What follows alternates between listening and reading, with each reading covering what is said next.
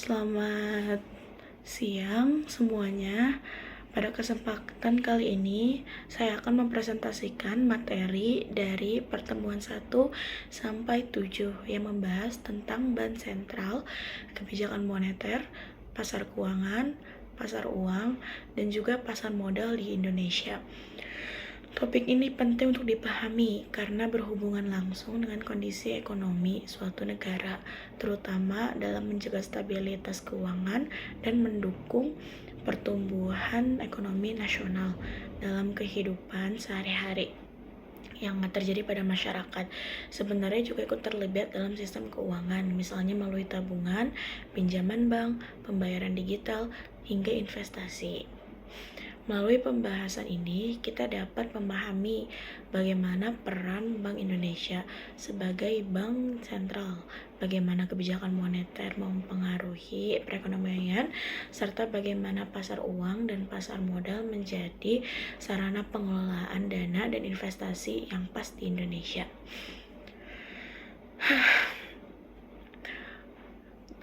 Yang kedua, ini ada Bank Sentral. Bank Indonesia atau BI merupakan bank sentral Republik Indonesia yang memiliki sifat independen berdasarkan undang-undang.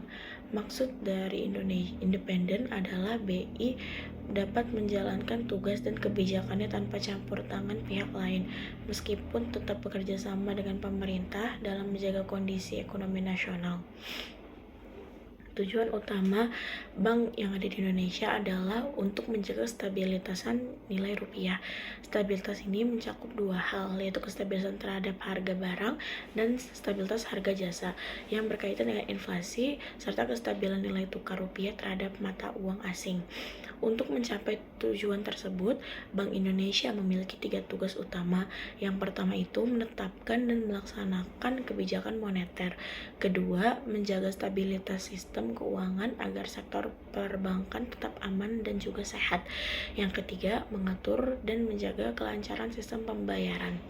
Dalam sistem pembayaran, BI memiliki peran yang sangat penting dalam mengawasi peredaran uang rupiah dan mendukung perkembangan transaksi digital seperti kris, mobile banking, dan pembayaran non-tunai lainnya agar transaksi masyarakat menjadi lebih cepat, aman, dan juga efisien. Selain itu, terdapat jaringan pengaman sistem keuangan atau JPSK yang melibatkan BI, pemerintah, OJK, dan LPS. Kerjasama ini bertujuan untuk menjaga suatu stabilitas sistem keuangan nasional apabila terjadi krisis ekonomi atau gangguan pada suatu sektor perbankan. Terus selanjutnya itu ada kebijakan moneter. Kebijakan moneter merupakan kebijakan yang dilakukan Bank Indonesia untuk mengatur jumlah uang yang beredar dan menjaga kestabilan ekonomi nasional. Dalam pelaksanaannya, BI menggunakan Inflation Targeting Framework atau ITF, yaitu kebijakan yang menjadikan inflasi sebagai target utama. Inflasi itu perlu dijaga agar tetap stabil.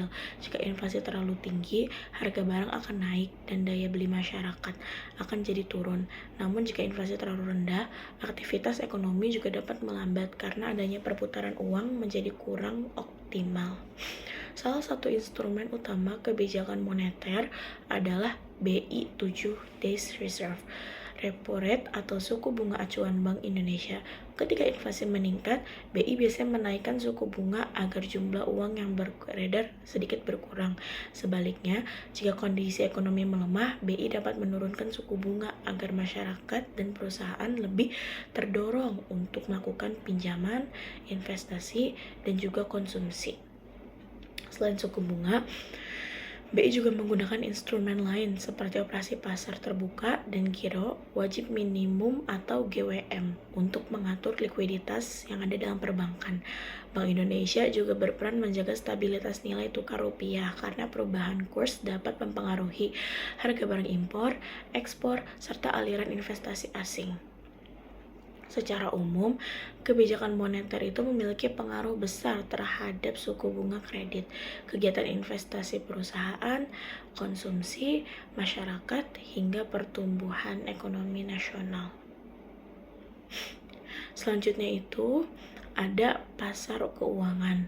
Pasar keuangan itu adalah tempat bertemunya kedua belah pihak yang memiliki kelebihan dana dengan pihak yang membutuhkan dana. Pasar keuangan itu punya peran yang penting dalam mendukung aktivitas ekonomi, dikarenakan dana yang tersedia dapat disalurkan ke berbagai sektor produktif seperti perusahaan industri maupun kegiatan investasi lainnya.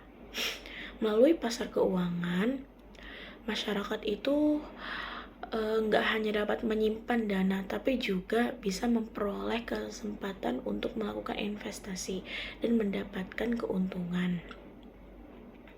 Di Indonesia sendiri diterapkan 2 banking system, yaitu yang pertama itu sistem perbankan konvensional dan perbankan syariah.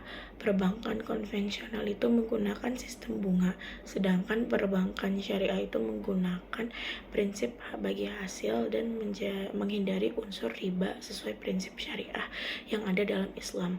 Selain itu, pemerintah bersama Bank Indonesia juga menjalankan strategi nasional pendalaman pasar keuangan yang bertujuan untuk meningkatkan efisiensi, likuiditas, serta ketahanan pasar uang nasional agar mampu bersaing secara global.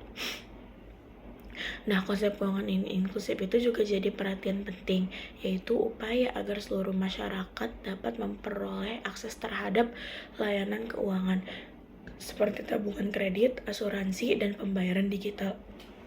Dalam menjaga stabilitas sistem keuangan ini, BI itu juga nerapin adanya countercyclical capital buffer atau CCYB, yaitu untuk mengurangi resiko akibat pertumbuhan kredit yang terlalu tinggi. Nah, setelah itu tuh ada kebijakan moneter dan pasar keuangan. Nah, apa sih kebijakan moneter pasar keuangan? Itu tuh dimana Bank Indonesia terus melakukan pengembangan pasar keuangan agar menjadi pasar yang lebih liquid, efisien, dan mampu mendukung pelaksanaan kebijakan moneter secara lebih optimal. Kenapa begitu? Karena selain kebijakan moneter, BI juga menerapkan kebijakan makro prudensial untuk menjaga stabilitas sistem keuangan. Beberapa contohnya itu, yang pertama itu adalah loan to value atau LTV, giro wajib minimum atau GWM, dan countercyclical capital buffer atau CCYB. Kebijakan tersebut tuh bertujuan mencegah terjadinya resiko berlebihan dalam sektor keuangan yang dapat memicu krisis ekonomi. Di sisi lain, Bank Indonesia juga membangun adanya infrastruktur sistem pembayaran seperti OKRIS, sistem keliling nasional, dan sistem settlement agar transaksi keuangan dapat berlangsung dengan aman, cepat, dan efisien. Perkembangan teknologi digital membuat aktivitas transaksi semakin mudah dilakukan. Kenapa begitu? Karena melalui mobile banking, internet banking, dan dompet digital, serta pembayaran non-tunai lainnya. Karena itu, kebijakan moneter dan pengembangan sektor keuangan itu harus dilakukan secara terintegritas agar stabilitas ekonomi itu tetap terjaga dan pertumbuhan ekonomi itu tuh kayak ekonomi nasional itu dapat berlangsung secara berkelanjutan gitu. Nah, selanjutnya itu ada kelembagaan dan karakteristik pasar keuangan. Nah, apa sih itu? Yaitu pasar uang merupakan pasar yang memperdagangkan instrumen keuangan jangka pendek dengan jatuh tempo kurang dari 1 tahun. Pasar uang itu memiliki fungsi penting sendiri sebagai sarana penyaluran dana dari pihak yang memiliki kelebihan dana kepada pihak yang membutuhkan dana jangka pendek. Selain itu, pasar uang juga membantu Bank Indonesia dalam menjalankan kebijakan moneter dan menjaga stabilitas likuiditas perbankan. Nah, pelaku dalam pasar uang ini cukup beragam, mulai dari Bank Indonesia, bank umum, bank perusahaan, perusahaan besar, perusahaan asuransi, dana pensiun, dan lainnya. Pemerintah dan BI memiliki peran penting dalam pasar uang, misalnya itu melalui operasi pasar terbuka dan penerbitan surat berharga jangka pendek untuk mengatur jumlah uang yang beredar di masyarakat. Karakteristik utama pasar uang adalah jangka waktunya yang pendek, tingkat likuiditas tinggi, serta resiko yang relatif rendah dibandingkan instrumen investasi jangka panjang. Karena resikonya lebih rendah, pasar uang sering digunakan untuk lembaga keuangan maupun investor untuk menjaga kebutuhan dana jangka pendek dan juga mengelola likuiditas yang terjadi pada masyarakat. Selain itu ada instrumen pasar uang. Apa sih instrumen pasar uang? Dalam pasar uang terdapat beberapa instrumen penting yang digunakan untuk kebutuhan pendanaan dan pengelolaan likuiditas jangka pendek.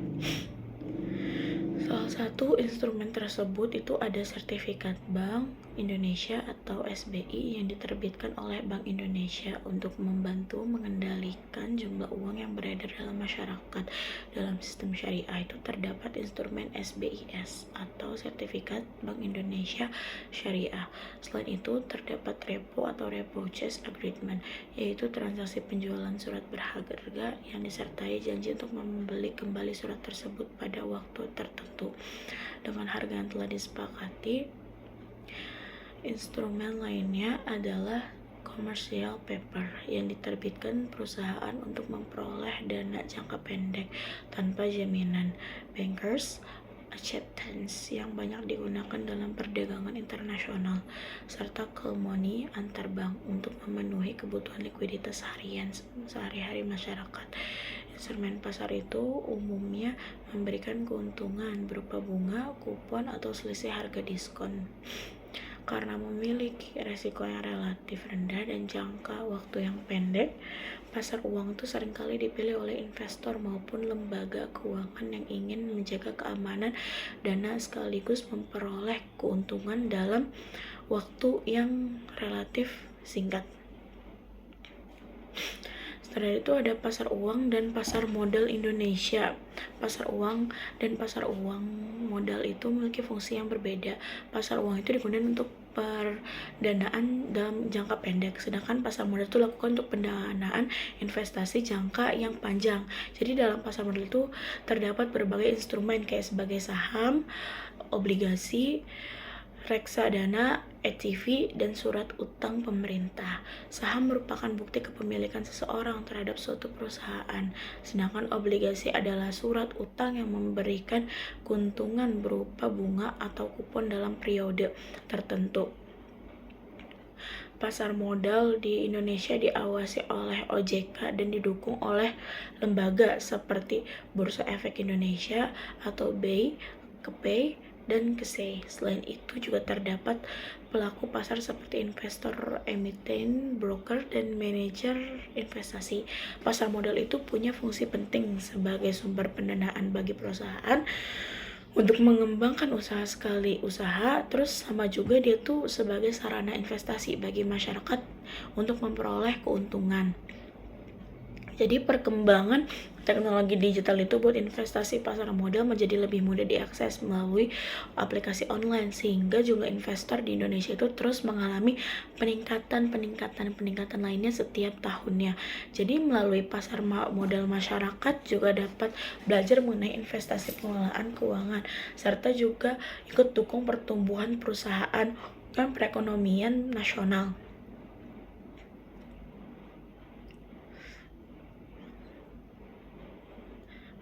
Nasional.